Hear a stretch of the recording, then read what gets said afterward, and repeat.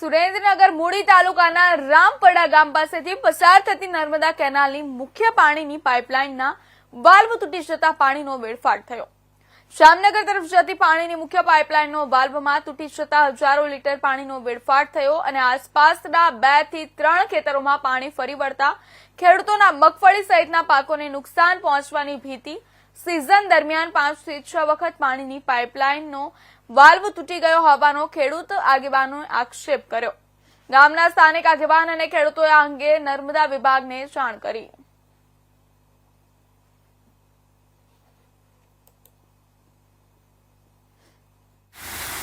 Mega line निकली है, ये मेगा लाइन ना वाल्व तूटवाना कारणे अत्यारे खेडूतोना जे मगफळीना लीधेली छे, जेना पात्रा छे मगफળી, એ મગફળી ઉપર અત્યારે હાલમાં પાણી ભરાઈ ગયા છે। 2 થી 3 ખેતરોમાં પાણી ભરાઈ ગયા છે। આ આખી સિઝનમાં આ 5મી વખત વાલ્વ તૂટ્યો છે। એના જે સત્તાધીશો, જે તંત્ર છે, જે અધિકારીઓ છે નર્મદા વિભાગના, એ કોઈ પણ આ બાબતના ધ્યાન આપતા નથી। આની આ જે અત્યારે ખેડૂતોને એક તો વરસાદની ખોટ છે, એક તો મગફળીના ભાવ નથી, અને એની સામે આ અત્યારે જે લીધેલ ખેડૂતના મોઢે કોળિયો આવેલો એની ઉપર આ પાણી આજે ફરી વળ્યા છે।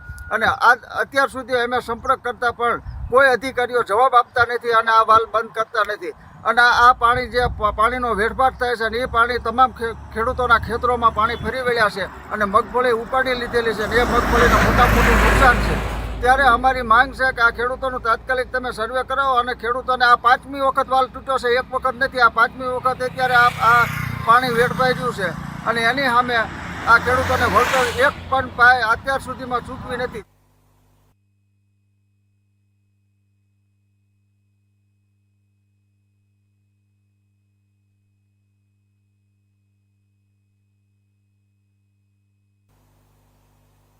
ભાવનગરના